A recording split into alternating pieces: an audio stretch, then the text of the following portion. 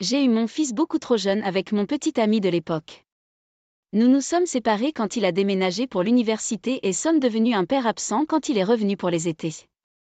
Il est devenu plus actif lorsqu'il est revenu après avoir obtenu son diplôme, et nous avons commencé à faire de la garde à 50-50. J'avais 24 ans à l'époque et je suis allée au collège communautaire et je suis entrée à l'école d'échographie, et je suis maintenant échographiste obstétricale.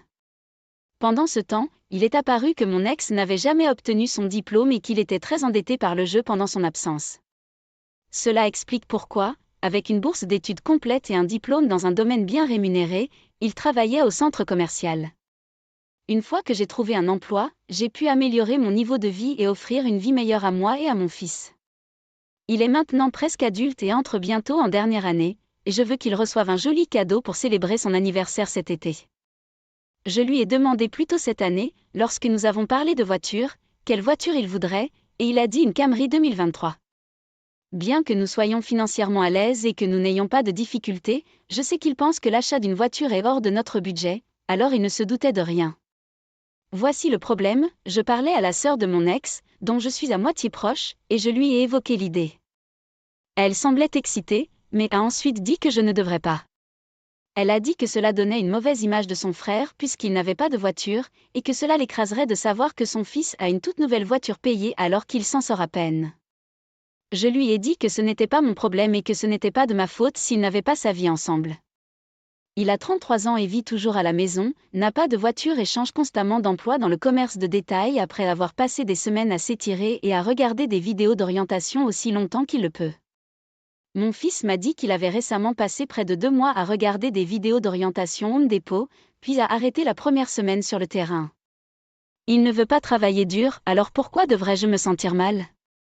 Après quelques jours, elle m'appelle et me dit qu'elle a un compromis incroyable. Elle a dit à mon ex que j'avais prévu d'acheter un cadeau spécial pour mon fils cet été et lui a demandé s'il était prêt à participer. Il a offert $80 et elle va ajouter $80 supplémentaires pour un total de $160. Ensuite, nous avons pu dire à notre fils que nous l'avions acheté ensemble et il a l'impression que son père a mis la main à la pâte. C'est pour une voiture de $34 000. Je lui ai dit non merci, je l'ai couvert, et elle s'est énervée et a dit que cela pourrait rapprocher mon fils de son père, puisqu'ils n'ont pas beaucoup de relations, et pour ne pas être un idiot égoïste. Depuis que j'ai dit non, elle m'a appelé 2 fois, me traitant d'idiot et disant que je devais soit le laisser contribuer, soit ne pas l'acheter du tout. Suis-je l'idiot ? Ah, elle plaisante ? Pas l'idiot. Donc, elle ne veut pas que son frère se sente mal que son fils ait une voiture et qu'il n'en ait pas ? OMG, ils ont besoin de grandir. Il ne travaille pas pour améliorer sa vie, semble-t-il, et ce n'est pas pour que vous ou votre fils vous sentiez mal. Et maintenant, ils veulent donner quelques centaines de dollars sur une voiture de $34 000 et essayer de faire croire qu'ils l'ont achetée aussi ? S'il vous plaît, votre fils est assez intelligent, il verrait à travers cela de toute façon. De plus, s'il n'est pas proche de son fils, on dirait que c'est aussi de sa faute. Tant mieux pour toi d'avoir travaillé dur pour lui donner une bonne vie, tu ne leur dois rien. Ouais, $160, quelle générosité de leur part. Cet homme a-t-il même payé une pension alimentaire pendant toutes ces années ? Oh, il était juste occupé à jouer. Papa peut l'aspirer et récolter ce qu'il a semé. Sa sœur franchit une ligne importante, pensant que $160 suffisent. Si c'était une différence d'1 000 ou 2, je l'envisagerais peut-être. Mais ce qu'il propose est insultant pour le travail que vous avez fourni. L'MFAO, $80, nous avons eu un gros dépensier pour un ex. Le cadeau pour lequel vous avez travaillé dur, pas son ex, pas sa sœur, c'est votre moment avec votre fils. Si papa et belle-sœur veulent un moment, eh bien, ils peuvent travailler pour cela, comme vous l'avez fait. Je le répète, votre fils est un enfant intelligent, il voit votre ex manquer, il ne va pas croire une minute que votre ex a contribué de manière significative à la voiture. Voici l'autre chose, disons que le fils croit que l'ex a payé la moitié, l'ex pourrait se retourner et culpabiliser le fils pour qu'il lui prête la voiture, parce qu'il a tant sacrifié pour aider à la payer. Aller avec la vérité, c'est la meilleure option à long terme. Félicitations pour l'obtention du diplôme de votre fils, et dites à votre ex d'acheter des dés flous ou autres, mais rappelez à votre ex que ce sont des accessoires et qu'il ne peut pas jouer avec. Ma femme prend l'avion pour voir sa famille pendant seulement 4 jours ce week-end, et l'aéroport est à 1 heure de route. Elle revient et atterrit à 10h30 le jour de l'indépendance. Nous avons des enfants, et je veux les emmener à la parade humide et aux activités amusantes de notre ville ce matin-là pour la célébration. Nous n'avons pas participé à la célébration de l'année dernière, et j'attendais avec impatience celle de cette année. Elle m'a demandé de la déposer à l'aéroport. Au début j'étais tout à fait pour, mais en apprenant son heure de retour, c'est là que le désaccord a commencé. Notre voiture familiale est à l'atelier, mais nous avons un véhicule de près du concessionnaire. Je lui ai demandé de penser à conduire elle-même, pour que nous puissions célébrer les festivités, et elle s'est immédiatement mise en colère. Cela nous coûtera des centaines de dollars de plus, le stationnement coûte $8 par jour. Le véhicule de prêt n'est pas à nous, et s'il se vend pendant mon absence? Puis ils attendent. Pourquoi ne pouvez-vous pas me soutenir à travers cela et ne pas être égoïste? Qui est égoïste ici? Les festivités se poursuivent toute la journée. Je ne demande que 2 heures, entre 9h et 15h est la durée des festivités. Ce sont là quelques-unes des déclarations qui ont été faites immédiatement. Elle a même dit que mon père n'hésiterait pas à soutenir sa femme. Je pense que son père haussait les épaules et disait « Conduisez vous-même ». Suis-je l'idiot, parce que je veux emmener les enfants aux célébrations du 4 juillet de notre ville et que je préférerais que ma femme conduise elle-même pour aller à l'aéroport? Pas l'idiot. La prise en charge et le retour à l'aéroport sont un luxe, soit ma femme et moi offrons l'autre, si les étoiles s'alignent parfaitement, sinon nous louons un taxi. Les prêteurs ne vendent pas pendant qu'ils sont prêtés. Ce n'est pas comme ça que le processus fonctionne. Le stationnement ne coûterait pas des centaines de dollars, ce serait 32 dollars. Cela dit, vous pourriez venir la chercher à 11h, être à la maison à midi et assister aux festivités pendant 3 heures, dans des conditions idéales. À moins de retard de vol, d'embouteillage ou de crise de jeunes enfants, il y a une tonne de choses qui peuvent mal tourner, surtout avec les enfants dans la voiture. Toute personne ayant des enfants sait qu'un aller-retour de 2 heures sur Google Maps n'équivaut pas à un aller-retour de 2 heures en réalité. Il est déraisonnable pour la femme de faire cette demande, alors qu'elle peut simplement conduire elle-même, avec beaucoup moins d'imposition sur son temps, que sur le sien. Je suis d'accord avec chaque mot, OP n'est pas un père mauvais payeur, qui veut passer du temps avec ses copains le 4. Il veut emmener les enfants à un événement centré sur les enfants. Je suis une maman, et si j'étais dans cette situation, je dirais à mon mari, amusez-vous, j'essaierai de vous rejoindre quand je rentrerai à la maison. À mon avis, la femme est extrêmement égoïste et ne pense pas à ses enfants ou à son mari. La femme doit l'absorber et conduire elle-même. Ne reculez pas OP, vous êtes le seul dans cette situation à penser aux enfants. Emmenez-les à la parade et passez un bon moment. C'est tellement stupide. Ma petite amie pense que je suis un idiot, alors je veux un deuxième avis. Nous sommes tous les deux des buveurs de thé assez sérieux, venant du Royaume-Uni, au moins 3 tasses par jour. J'ai le mien avec une cuillère de sucre, elle n'a pas de sucre. Nous sortons ensemble depuis 1 an maintenant. Au cours du premier mois de fréquentation, tout allait bien et elle a fait monter correctement. Puis elle a lentement commencé à oublier et nous a fait des tasses à tous les deux sans sucre. Je lui ai gentiment rappelé que je l'aimais avec un sucre, mais elle ne s'en souvenait pas et a continué à me faire du thé non sucré. J'ai donc décidé de préparer nos 2 thés tout au long de la journée pour éviter les tracas. Cependant, ces derniers temps, j'en ai eu assez de devoir faire tout ce thé, et je lui ai demandé si elle pouvait me faire une tasse de temps en temps. Je ne pense pas qu'il soit juste que je lui fasse de bon thé, et elle ne peut pas me rendre l'appareil. Aujourd'hui, elle m'a fait du thé sans sucre, une fois de plus, et j'en ai eu marre et je lui ai demandé pourquoi elle n'ajoutait pas de sucre au mien. Cela semble délibéré, ce à quoi elle m'a dit qu'elle oubliait, et c'est comme ça qu'elle le fait, et je peux ajouter mon propre sucre après. Alors j'ai dit que ce n'était pas le but et qu'à l'avenir, jusqu'à ce qu'elle puisse bien faire monter et tenir compte de mes goûts, je ne lui ferai plus de thé. Je me souviens de ces petites bizarreries alimentaires, et je me sens juste bizarre qu'elle ne s'en souvienne pas pour moi. Elle dit que c'est stupide pour moi de faire grève pour lui faire du thé, et que je l'utilise comme une arme, et que cela prend 2 minutes. Cependant, je suis fatiguée de lui faire un thé parfait, alors qu'elle ne fait même pas d'effort pour le mien. Suis-je l'idiot? Les gens vont vous dire que c'est juste du sucre, mais je comprends ce que vous voulez dire. C'est l'effort. Vous prenez le temps de vous souvenir de ce qu'elle aime, et faites-le si vous faites pour vous deux, et qu'elle ne vous rend pas l'appareil. Cela vous semble déséquilibré, d'où la question, vous n'êtes pas l'idiot. Exactement, ils se fréquentent depuis 1 an maintenant. Ce n'est pas comme s'il s'agissait d'une commande compliquée de Starbucks. C'est une cuillère de sucre. Honnêtement, je commencerai à faire le thé, mais en mettant aussi un sucre dans son thé. Si elle a besoin d'aide pour se souvenir de votre préférence pour quelque chose d'aussi simple que le thé, pourquoi devriez-vous vous en donner la peine? C'est un simple manque de respect.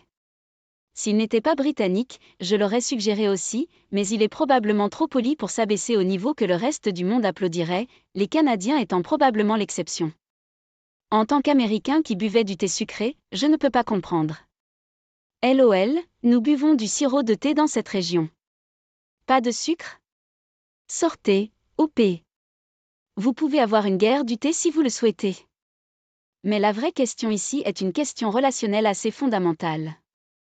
Voulez-vous rester en couple avec cette personne? Mon partenaire et moi sommes des parents typiques de 3 enfants privés de sommeil, du tout petit au nourrisson. Je suis une mère au foyer pendant que mon partenaire se rend au travail, et selon le site où il se trouve, peut être sur la route plus de 6 heures par jour. Si nécessaire, il obtiendra une chambre d'hôtel plus proche du chantier. Me lever avec les enfants pendant la nuit a toujours été ma responsabilité. La logique derrière cela est que son sommeil devrait être la priorité en raison des dangers de conduire en cas de somnolence. J'ai toujours accepté cela sans me plaindre. Cependant, depuis la naissance de notre plus jeune, mon partenaire a commencé à m'accuser de perturber intentionnellement son sommeil si le bébé le réveille la nuit. La semaine dernière, mon partenaire a eu quelques longues journées et était parti de mercredi matin à vendredi soir. S'il vous plaît, pas de jugement, mais j'étais tellement occupée, épuisée et dépassée pendant ce temps que je n'ai pas eu l'occasion de me doucher. Je me sentais dégoûtant. Il a fallu des années pour que les enfants s'endorment avec l'excitation de papa à la maison. Mais vers minuit vendredi soir, j'ai enfin eu l'occasion de m'offrir une douche. J'espérais que le bébé resterait endormi, mais s'il ne le faisait pas, il y avait enfin un autre adulte pour me couvrir. Et comme le lendemain était samedi, il n'y avait pas de trajet à craindre. Eh bien, bien sûr, le bébé s'est réveillé et mon partenaire était absolument livide.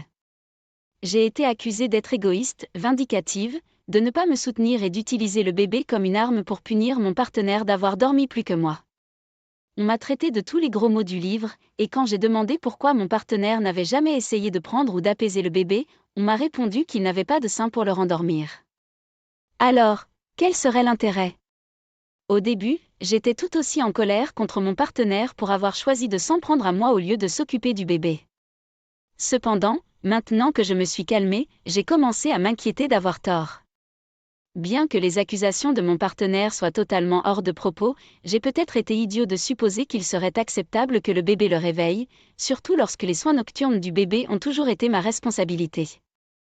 Alors, suis-je l'idiot de supposer qu'il serait acceptable de laisser le bébé réveiller mon partenaire parce que j'avais désespérément besoin d'une douche? Pas l'idiot.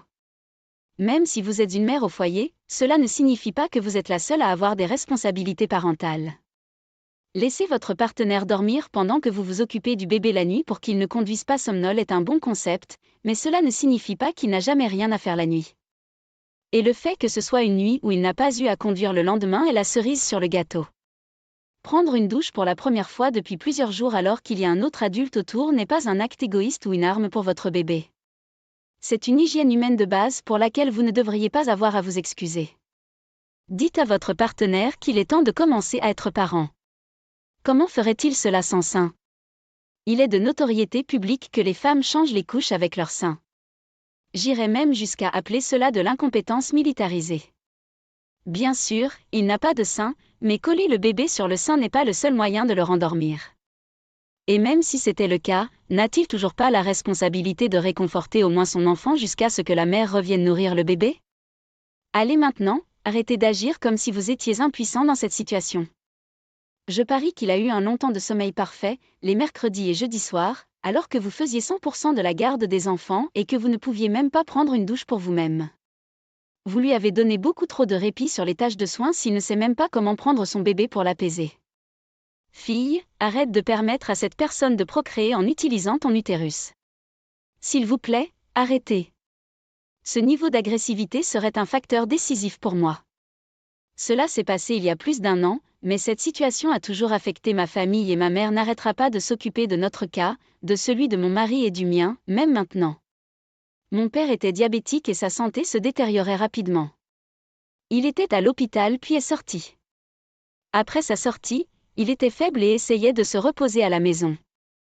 Je viens d'une grande famille avec beaucoup de frères et sœurs. Une de mes sœurs voyage dans toute l'Europe et déménage fréquemment. Je suis aux États-Unis et je ne suis pas retournée en Europe depuis plus d'une décennie, mais je parle beaucoup au téléphone avec eux. Nous appellerons ma sœur Anna.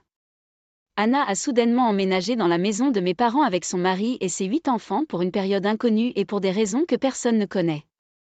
Eh bien, elle n'avait nulle part où aller, apparemment. Ma mère est la plus proche d'elle et a toujours été sympathique envers elle, donc elle est d'accord avec sa présence. Mon père était épuisé, rentrant de l'hôpital il y a un jour ou deux. Mon mari lui parlait au téléphone et a entendu tous ses enfants crier et faire du bruit. Il a demandé si tout allait bien. Mon père vient de dire qu'il est fatigué, dépassé, qu'il n'en peut plus et qu'il veut juste se reposer. Mon père parle à mon frère qui vit là-bas et parle de l'environnement dans la maison. Mon frère a dit que c'était un désastre et assez bruyant car les enfants couraient partout. Ma mère, cependant, a dit que ce n'était pas grave et pas si bruyant.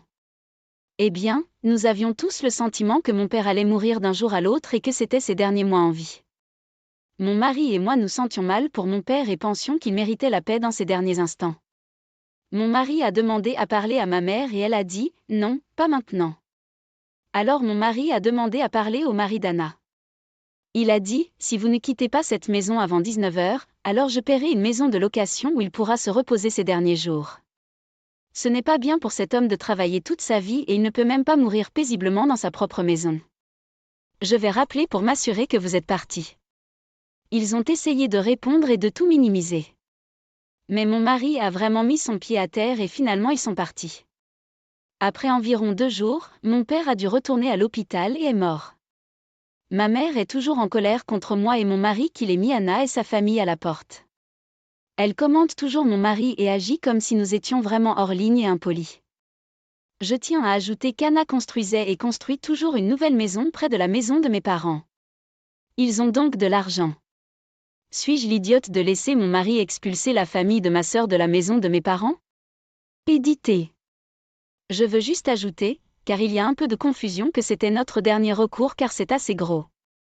Mais ma mère ne voulait pas du tout nous parler et se range toujours du côté d'Anna.